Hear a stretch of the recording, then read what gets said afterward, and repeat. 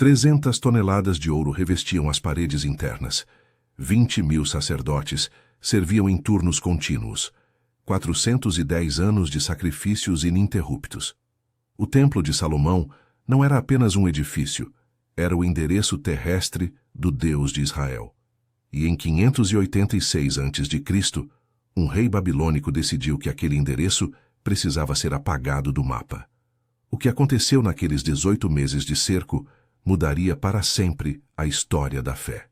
Se você também crê em Jesus Cristo e gosta de documentários bíblicos como esse, assista até o final. Se inscreva agora no canal e comente. Amém? Para entender como Jerusalém caiu, você precisa primeiro entender o que Jerusalém era. Não estamos falando de uma cidade qualquer do mundo antigo. Estamos falando do centro espiritual de um povo que acreditava ter sido escolhido pelo próprio Criador do universo. E no coração dessa cidade, no topo do Monte Moriá, ficava uma construção que desafiava a imaginação humana. O Templo de Salomão era a estrutura religiosa mais impressionante que o mundo antigo já havia visto. Suas dimensões podem parecer modestas pelos padrões modernos: 30 metros de comprimento, 10 metros de largura, 15 metros de altura. Mas o que faltava em tamanho sobrava em riqueza. As paredes internas eram completamente revestidas de ouro puro, não folheadas, revestidas. Placas de ouro maciço cobriam cada centímetro da madeira de cedro do Líbano que formava a estrutura. O piso era de ouro, o teto era de ouro. Os querubins que guardavam a Arca da Aliança tinham 5 metros de altura cada um e eram cobertos de ouro da cabeça aos pés. Suas asas se tocavam no centro do Santo dos Santos, criando um arco protetor sobre o lugar mais sagrado da terra. Pensa no brilho daquele lugar quando as tochas eram acesas ao entardecer. A luz dançava nas paredes douradas, refletia nos objetos sagrados, multiplicava-se em milhares de pontos luminosos. Era como se o próprio sol morasse ali dentro.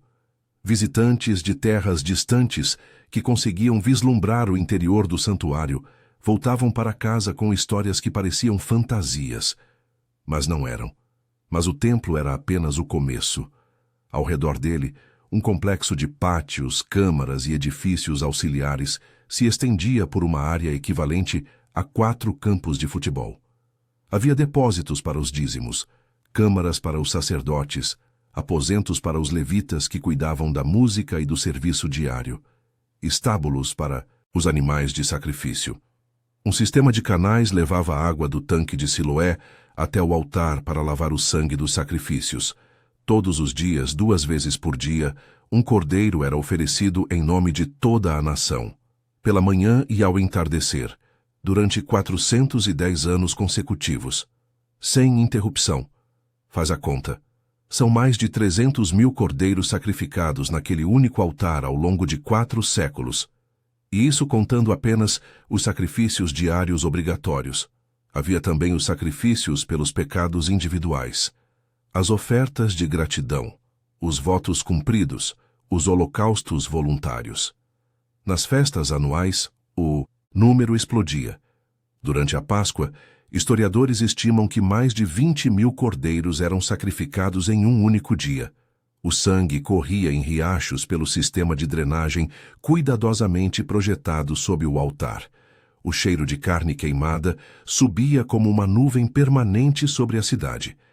Para os judeus, aquele cheiro era o aroma da presença divina. Para os vizinhos pagãos, era a prova de que Israel servia a um Deus diferente de todos os outros. Um Deus que exigia sangue. Um Deus que aceitava substituição. Um Deus que um dia providenciaria o Cordeiro definitivo. E era exatamente esse Deus, diferente, que incomodava os impérios ao redor. Durante séculos, Israel havia sobrevivido espremido entre superpotências. Ao norte, a Assíria. Ao sul, o Egito.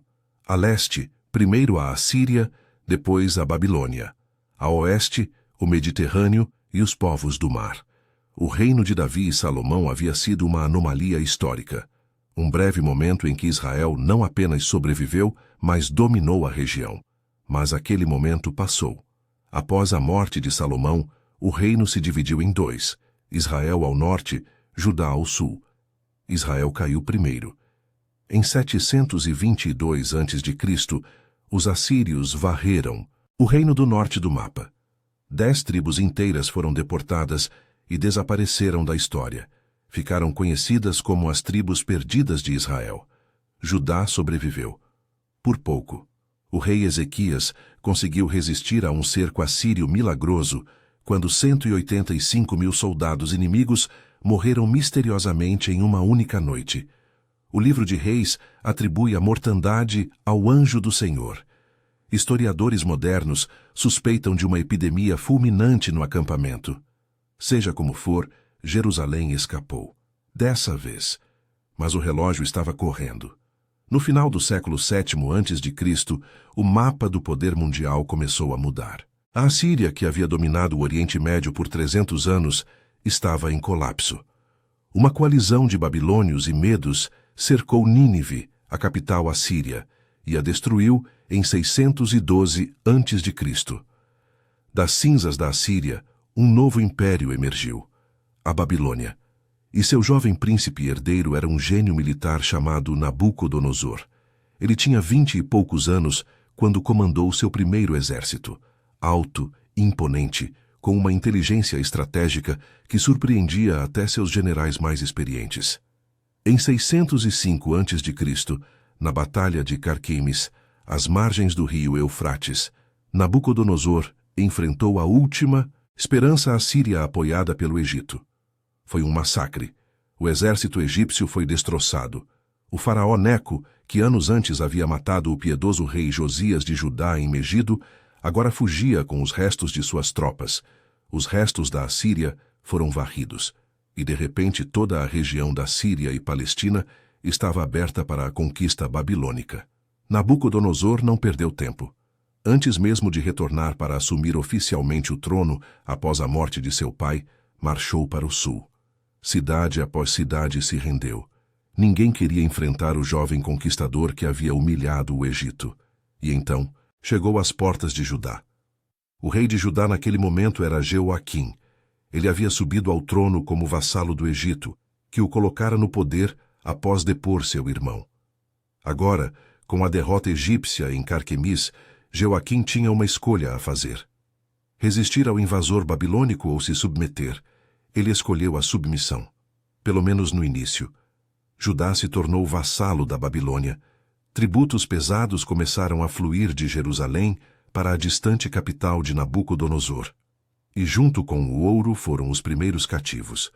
Em 605 a.C., jovens da nobreza judaica foram levados para a Babilônia como reféns políticos e para serem treinados no serviço do império. Entre eles estava um adolescente que a Bíblia chama de Daniel. Você provavelmente conhece a história dele. A cova dos leões, a fornalha ardente, os sonhos interpretados. Mas naquele momento, Daniel era apenas mais um menino arrancado de sua família e levado para uma terra estranha a mais de 1.400 quilômetros de casa. 3 anos se passaram. Jeoaquim pagou seus tributos. Manteve a paz. Mas então cometeu o erro que selaria o destino de Jerusalém. Em 598 a.C., o rei de Judá decidiu se rebelar. Apostou que o Egito viria em seu socorro. Apostou que a Babilônia estava longe demais para reagir rapidamente. Apostou errado. Nabucodonosor marchou. E desta vez, não veio apenas cobrar tributos, veio dar um exemplo. Jeoaquim morreu durante o cerco. As circunstâncias exatas são obscuras. Alguns textos sugerem assassinato. Outros, morte natural no pior momento possível. Seu filho, Joaquim, assumiu o trono com apenas 18 anos. Reinou por 3 meses, 90 dias. Então Jerusalém caiu pela primeira vez, mas ainda não era o fim. Nabucodonosor entrou na cidade em 597 a.C. Saqueou o templo. Levou parte dos tesouros sagrados. Deportou o rei Joaquim, a rainha-mãe, os oficiais da corte, os soldados de elite. 10.000 pessoas ao todo. A nata da sociedade judaica foi arrancada de suas casas e marchada a pé por desertos e montanhas até a Babilônia. Entre os deportados estava um jovem sacerdote chamado Ezequiel, que se tornaria profeta às margens dos canais babilônicos. Mas Nabucodonosor não destruiu Jerusalém. Não ainda. Em vez disso, fez algo que considerou mais inteligente. Colocou um rei fantoche no trono, o tio do jovem Joaquim, um homem de 21 anos chamado Matanias. Nabucodonosor mudou seu nome para Zedequias, um nome que significava Justiça do Senhor, uma ironia cruel, considerando o que viria depois. Zedequias era fraco. Todos os relatos bíblicos concordam nisso. Ele oscilava entre facções. Ora ouvia os profetas que diziam para se submeter à Babilônia. Ora ouvia os conselheiros nacionalistas que prometiam libertação. O profeta Jeremias estava em Jerusalém nessa época. Ele havia começado a profetizar ainda jovem, décadas antes, no reinado de Josias. Agora era um homem de meia idade, cansado, perseguido, mas incapaz de ficar em silêncio. Sua mensagem era impopular. Submetam-se à Babilônia, ele dizia. Aceitem o jugo. Deus está usando Nabucodonosor como instrumento de disciplina. Resistir é suicídio. Os líderes de Jerusalém odiavam essa mensagem. Jeremias foi preso, jogado em uma cisterna cheia de lama, acusado de traição. Quase morreu, mas continuou profetizando e continuou sendo ignorado. Em 589 a.C., Zedequias tomou sua decisão final. Rebelou-se contra Nabucodonosor. Novamente apostou no Egito. Novamente calculou mal. Quando a notícia chegou à Babilônia, Nabucodonosor reuniu seu exército pela última vez. Não haveria mais chances. Não haveria mais reis fantoches. Desta vez, Jerusalém seria apagada. O exército babilônico chegou em janeiro de 588 a.C. Cerca de 180 mil soldados cercaram a cidade. Para colocar esse número em perspectiva, a população total de Jerusalém na época era de aproximadamente 40 mil pessoas.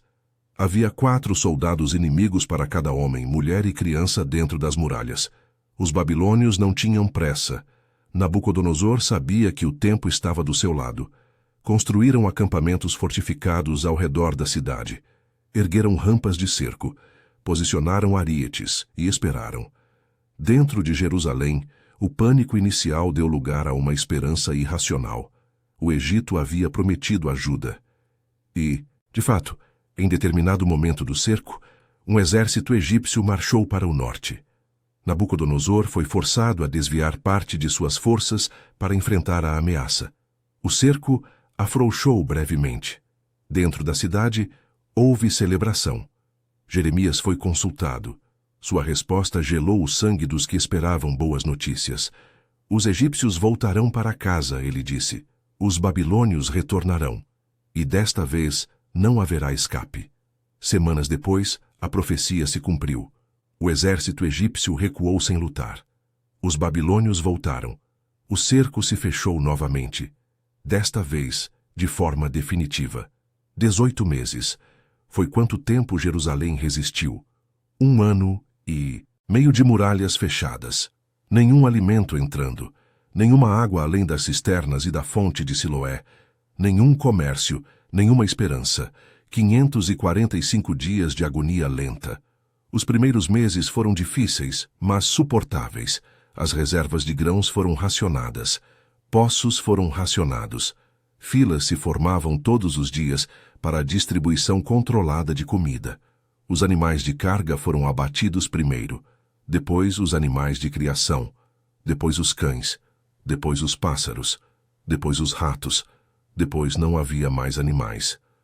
O livro de Lamentações descreve o que veio depois em versos que doem de ler. Crianças, pedindo pão e não havia quem lhes desse. Bebês morrendo de fome nos braços das mães. Pessoas outrora ricas que antes usavam vestes de púrpura, vasculhando montes de lixo em busca de qualquer coisa comestível. A pele dos sobreviventes escureceu e encolheu sobre os ossos. Pareciam madeira seca. Os que morriam de espada eram considerados mais afortunados do que os que morriam lentamente de fome. A espada era rápida, a fome Era cruel. E então veio o impensável. O texto bíblico registra sem eufemismos. Mulheres compassivas cozinharam seus próprios filhos. Lamentações, capítulo 4, versículo 10. Não é metáfora. Não é exagero poético. É o registro cru do que a fome extrema faz com seres humanos. Mães que amavam seus filhos, que teriam dado a vida por eles em circunstâncias normais, foram levadas a um ponto de desespero onde a sobrevivência consumiu todo o resto. O cerco babilônico não matou apenas corpos, matou almas, destruiu a humanidade das pessoas de dentro para fora. Essa era a intenção. Nabucodonosor não precisava arrombar as muralhas, só precisava esperar até que os de dentro não tivessem mais forças para defendê-las. Julho de 586 a.C. O 9º dia do 4º mês no calendário hebraico. Uma data que seria lembrada em jejuns durante milênios. As muralhas de Jerusalém foram finalmente rompidas. Os babilônios entraram pelo norte, pelo bairro, onde as defesas haviam sido mais bombardeadas pelas catapultas e arietes durante meses. Não houve batalha, não houve resistência organizada. Os defensores mal conseguiam ficar de pé. Homens que um ano antes eram soldados robustos, agora eram esqueletos ambulantes, incapazes de levantar uma espada. Os soldados babilônicos avançaram pelas ruas estreitas, encontrando mais cadáveres do que resistência. Corpos se empilhavam nos becos.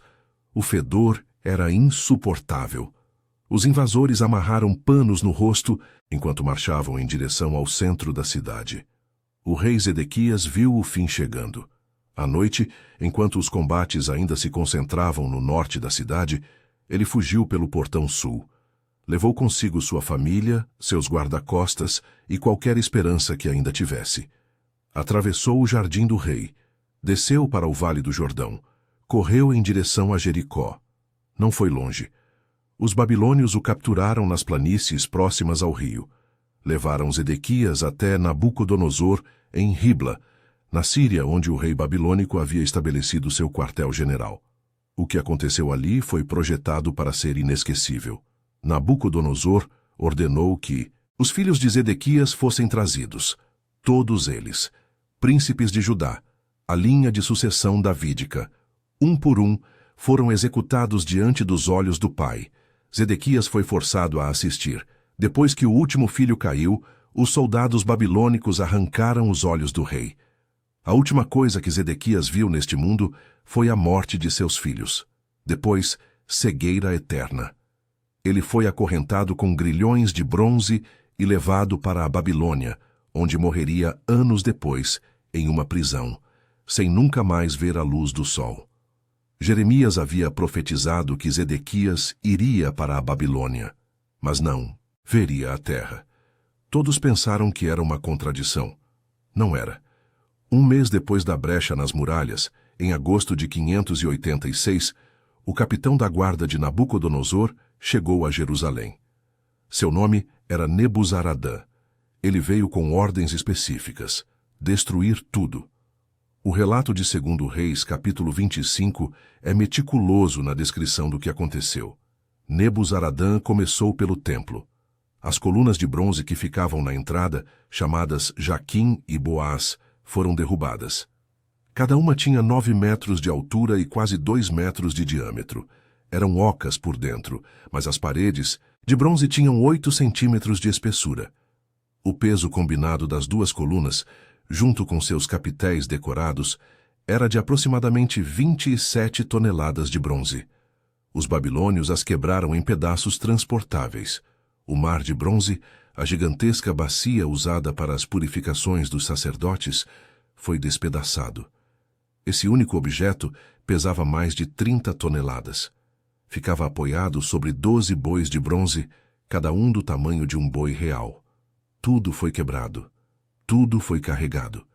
Depois vieram os objetos de ouro, os candelabros, as mesas, os incensários, as bacias, os garfos de carne, as facas sacrificiais, os cálices, as tigelas. Alguns itens eram de ouro maciço, outros de prata, outros de bronze dourado, não importava. Tudo foi saqueado. O texto bíblico tenta catalogar, mas admite que a quantidade era impossível de calcular. 400 anos de ofertas acumuladas. Presentes de reis, doações de peregrinos, os tesouros de Salomão, os tesouros de seus sucessores, tudo carregado em carroças rumo à Babilônia. Então veio o fogo. Nebuzaradã incendiou o templo. As paredes de cedro, secas por séculos de sol mediterrâneo, pegaram fogo rapidamente.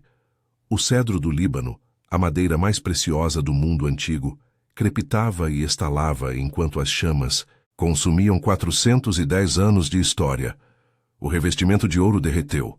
Rios de metal precioso escorriam pelas paredes, misturando-se com as cinzas. O telhado desabou com um estrondo que ecoou por todo o vale. As chamas subiram tão alto que podiam ser vistas a quilômetros de distância. Dizem que o clarão era visível de Belém, a 15 quilômetros ao sul. O Palácio Real foi o próximo.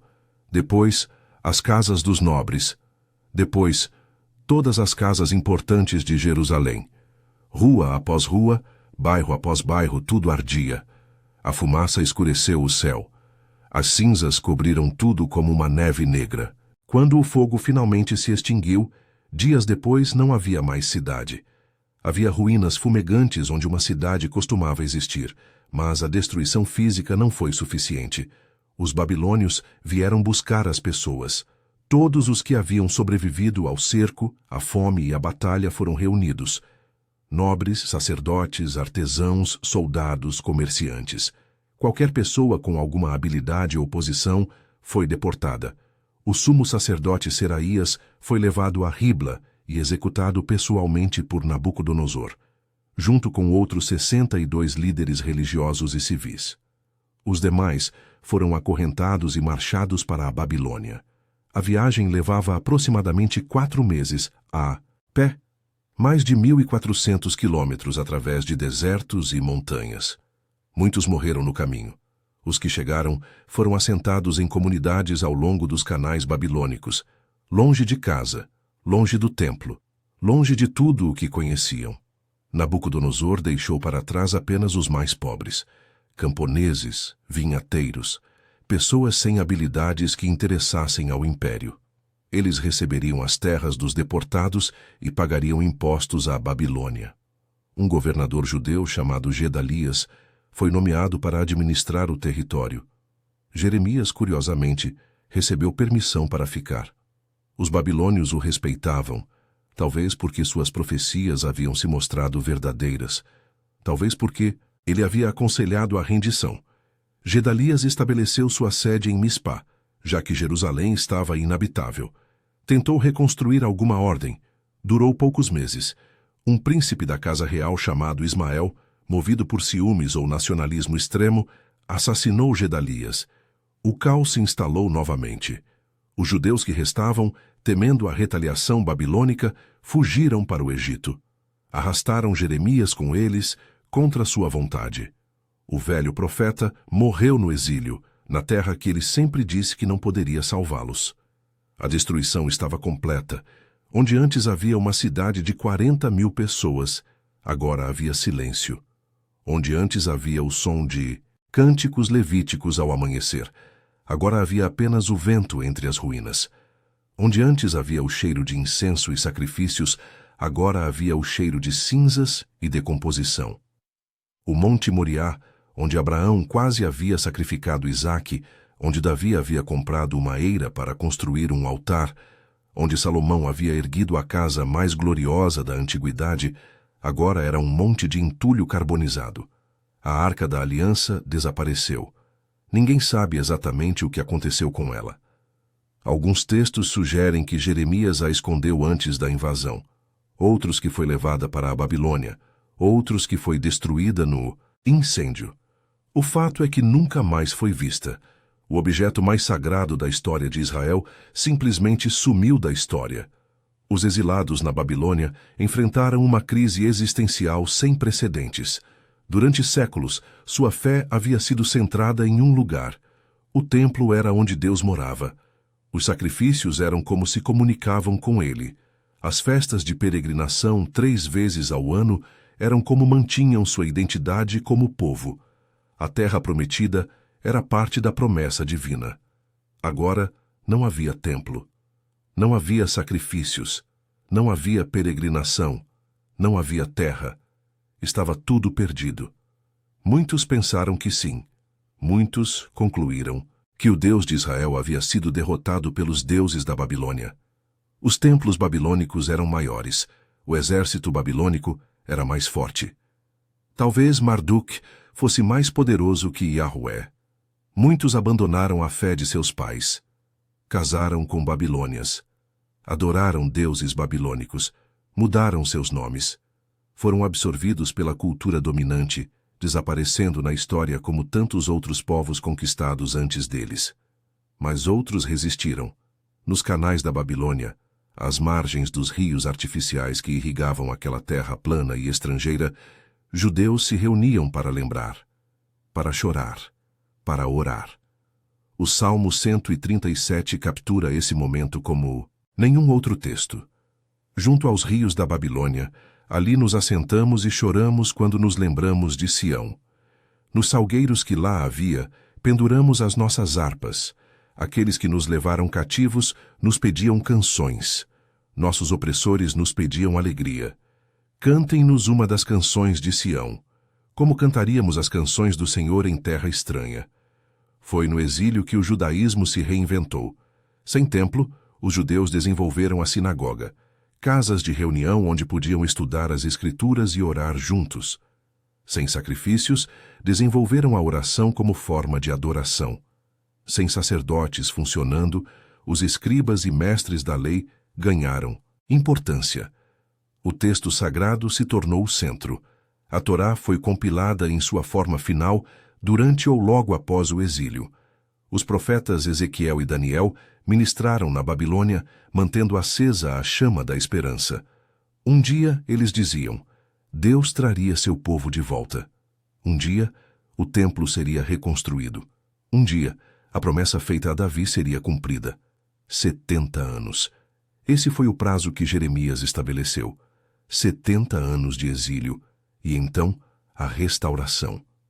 Os que ouviram essa profecia provavelmente pensaram que era tempo demais.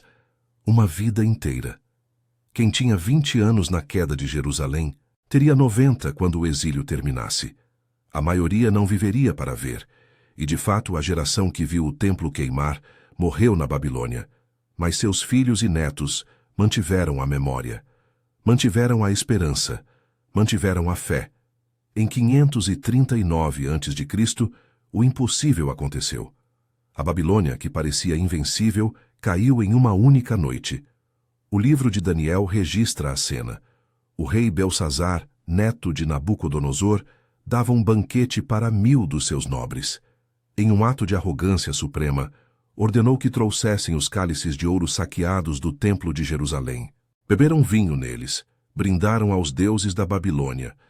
Naquela mesma noite, uma mão misteriosa escreveu palavras na parede.